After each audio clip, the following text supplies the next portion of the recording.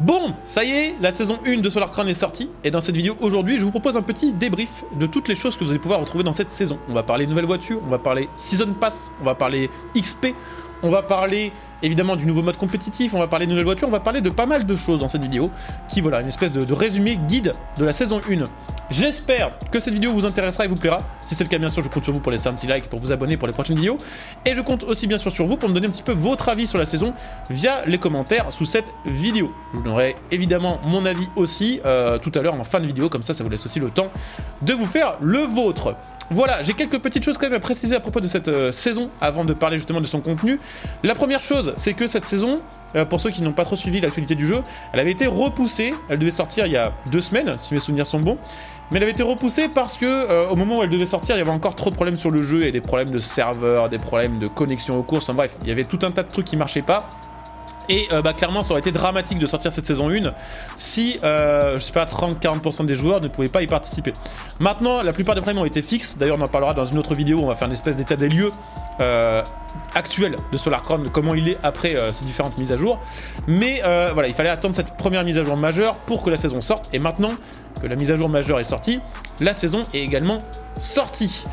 Autre petite chose à préciser à propos de cette saison, c'est que c'est la première saison des 4 saisons qu'on connaît déjà. On sait que la saison 2, ça va être l'ajout de Ibiza, enfin en tout cas d'une partie d'Ibiza, un retour d'une partie de la map du coup de TD2, que ça va être très apprécié par la communauté.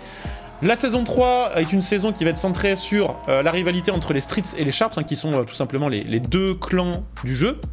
Ce sera l'occasion de donner un peu plus de dimension à ces clans qui pour l'instant, honnêtement, ne servent pas à grand chose. Et la saison 4, ce sera une saison centrée sur l'ajout du casino, feature ce qui était très attendu par les fans de TDU, parce que sur TDU 2, il y avait un casino et que les joueurs y passaient beaucoup de temps. Donc il y a 4 saisons qui sont déjà teasées, et honnêtement, je pense que parmi ces 4 saisons, la saison 1 est celle qui est la moins hypante, parce qu'en réalité, la saison 1 est essentiellement centré autour de l'ajout d'un nouveau mode compétitif, dont on parlera aujourd'hui dans cette vidéo, qui va resservir en fait sur chaque saison. C'est vraiment la saison de lancement du jeu. Ce qui fait qu'à mon avis, les gens vont surtout se reconnecter pour la saison 2 et la saison 4 que pour la saison 1 et pour la saison 3. On verra évidemment ce que ça va donner, mais je pense que ça va se passer un peu comme ça quand même. Voilà. Donc, qu'est-ce qu'il y a à dire à propos de cette saison? Pas mal de choses. Déjà, cette saison, c'est l'occasion pour les devs d'ajouter le fameux système de Solar Pass, qui est le Season Pass de TDU, qui est divisé en 25 niveaux, et un niveau égale une récompense. Je vais vous montrer les différentes récompenses, évidemment. Alors, je n'ai déjà débloqué quelques-unes, puisque j'ai déjà joué un petit peu au jeu ce matin. Il y a des jantes, il y a des stickers pour décorer les voitures, il y a des vêtements pour le personnage, il y a aussi des nouvelles émoticônes, il y a aussi, bien sûr, des Solar Coins. Alors, je crois que c'est par paquet de 50 000 actuellement. Et il y a aussi, bien sûr, et ça, c'est quand même la récompense majeure du Season Pass à chaque nouvelle saison, une nouvelle voiture à débloquer au niveau max. Ce coup-ci, pour la saison 1, c'est la Audi e-tron GT à débloquer. Donc, chacun, on pensera ce qu'il le souhaite. En tout cas, ça fait une nouvelle voiture gratuite, puisque les 2 premiers Season Pass du jeu sont gratuits. J'ai cru comprendre que ça allait changer avec le 3e. Et qu'en gros, à partir du 3e, il y aurait une partie du Season Pass qui serait gratuite, peut-être genre les 15 ou 20 premiers niveaux, et les 5 ou 10 derniers seraient des niveaux payants. D'ailleurs, il est possible aussi qu'avec la saison 3, ou d'ailleurs peut-être dès la saison 2, il y ait plus de niveaux à farmer, parce qu'en vrai, 25 niveaux, c'est un peu léger, ça va très vite. Alors maintenant, comment on fait pour monter dans cette barre de progression dans le Season Pass? Il faut tout simplement faire 2 choses différentes. Soit faire des courses, et en général c'est 2500 d'XP de récompense par course réalisée. Un niveau c'est 12 000, donc en gros vous faites, si je dis pas de bêtises, 5 courses, sauf erreur de ma part, et ça vous fait gagner un niveau. Ça marche sur les courses multi, ça marche sur les courses solo, ça marche sur les courses contre la montre, domination, ça marche vraiment sur toutes les épreuves du jeu. Il y en a certaines, cependant, qui donnent un peu plus d'XP que d'autres. Le max que j'ai eu pour l'instant, c'est 2500. J'ai eu des épreuves à 1250. J'ai pas trop compris pourquoi. Je me suis demandé d'ailleurs si c'était pas un bug parce que je l'ai eu qu'une fois. Donc voilà, partez en gros sur entre 1250 et 2500 d'XP pour gagner par course, pour monter dans le niveau. Sachez qu'il y a également un autre moyen de faire monter votre niveau de Solar Pass, c'est en faisant les défis quotidiens. Parce que, en fait, en plus de vous donner 20 000 crédits, 20 000 Solar Coins, chaque défi complété vous file 4000 d'XP pour le Season Pass. Donc en gros, si tous les jours vous vous connectez et que tous les jours vous faites vos 3 défis quotidiens, vous avez 12 000 d'XP d'office et 12 000 d'XP de Season Pass, c'est directement un niveau de compléter. Donc en gros, si vous connectez 25 jours dans la saison 1 et vous faites 25 fois vos 3 défis, vous êtes niveau max et vous débloquez la Audi e-tron. Après bien sûr, si vous voulez farmer dès aujourd'hui le pass et débloquer la Audi dès ce soir, il y a moyen tout à fait. Ils ont aussi rajouté avec cette saison un nouveau système de défis hebdomadaires, parce que jusqu'ici il n'y avait que des défis quotidiens. Il y a maintenant des défis hebdomadaires, par exemple le défi de la semaine c'est de réaliser des courses avec la Citroën 2 chevaux. Vous avez un certain nombre de points à gagner avec la 2 chevaux, et au bout de ce point vous avez des nouvelles récompenses. Là si je dis pas de bêtises c'est essentiellement des vêtements pour cette semaine. Mais bon voilà, je pense que chaque semaine du coup il y aura un nouveau défi centré sur une nouvelle voiture, ce qui vous poussera à les acheter et à réaliser des courses avec. Évidemment il y a aussi, et c'est la grosse nouveauté de la saison, le mode compétitif. Le mode compétitif qui se repose essentiellement sur le Elo. C'est-à-dire que à chaque fois que vous allez faire des classés sur le jeu, vous allez gagner ou perdre des points de Elo. Si vous gagnez ou si vous arrivez sur le podium, ou en gros si vous gérez bien vos épreuves, vous allez gagner beaucoup de points de Elo. Et si vous êtes moins bon et que vous terminez régulièrement dernier, ou dans les moins bonnes positions, vous allez perdre des points de Elo. Et en gros sur toute la saison, donc sur les 3 mois qui arrivent, vous allez cumuler des points de Elo, et à la fin, selon votre score en Elo, vous allez être dans un grade, on va dire ça comme ça. Et ce grade, en fin de saison, va définir les récompenses que vous allez gagner. Les récompenses sur la première saison sont quand même assez OP pour les plus gros grades, puisque sur les 2 derniers grades, c'est au moins 2 millions de Solar Coin, plus une nouvelle voiture qui est la Pininfarina Battista. Alors j'en parlais après, mais il y aura d'autres moyens de gagner cette voiture là, donc rassurez-vous, même si vous ne faites pas de classé, vous pourrez quand même l'avoir. Chose à savoir, c'est qu'à mon avis ce système, comme il est actuellement, va poser problème à un moment ou l'autre, parce que actuellement sur le jeu, en classé, il y a des gros problèmes de matchmaking en fait. Il y a trop d'épreuves en classé par rapport au nombre de joueurs qui recherchent à faire du classé. Résultat, le matchmaking dure très longtemps. J'ai déjà vu des joueurs qui ont attendu 30 minutes pour avoir une session de prête en classé.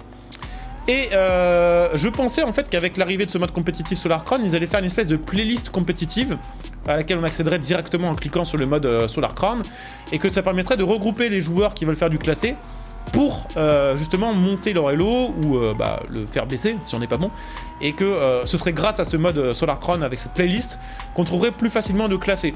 Ça n'a pas l'air d'être le cas, ou alors j'ai pas trouvé, et dans ces cas-là, n'hésitez pas à me le dire en commentaire. Mais globalement, actuellement, progresser dans son elo et progresser du coup sur son grade pour ce Solarcron s'annonce très compliqué.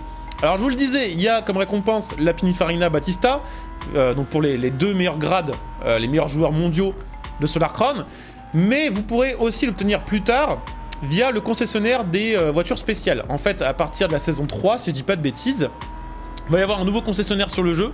Je sais plus si c'est saison 3 ou si c'est saison 2.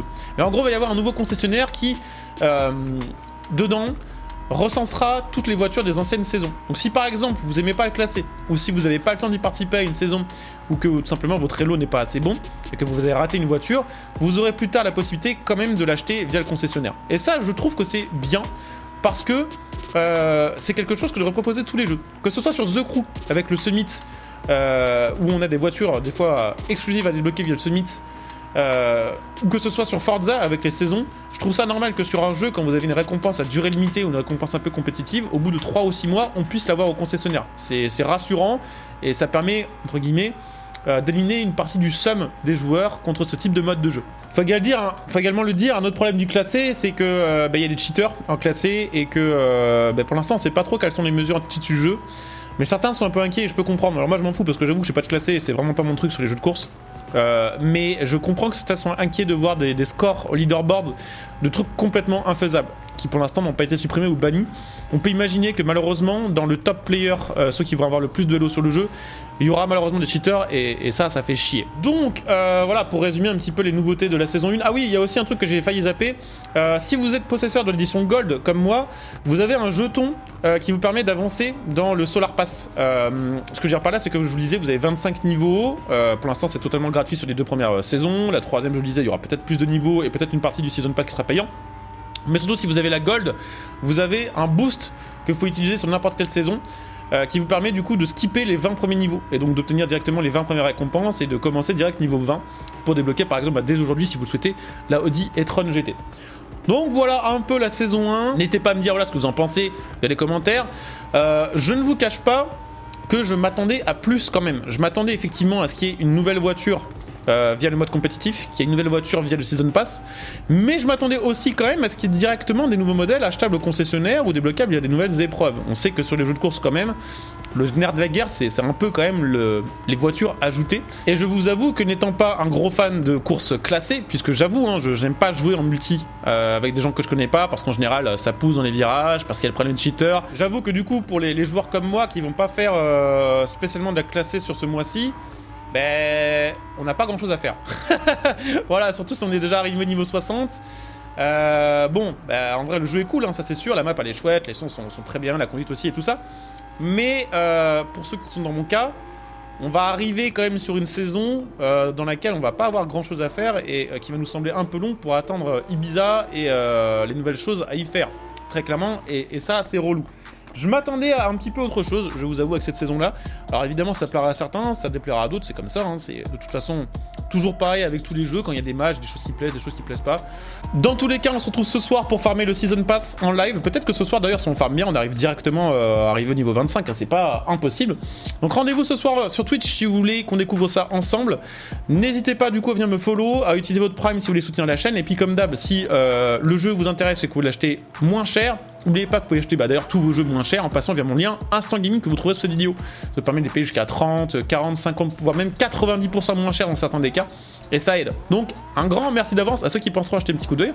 On se retrouve ce soir en live sur Twitch pour Family Season Pass. Et puis on se retrouve demain en vidéo. Voilà. Bon courage à tous, bon jeu, ciao.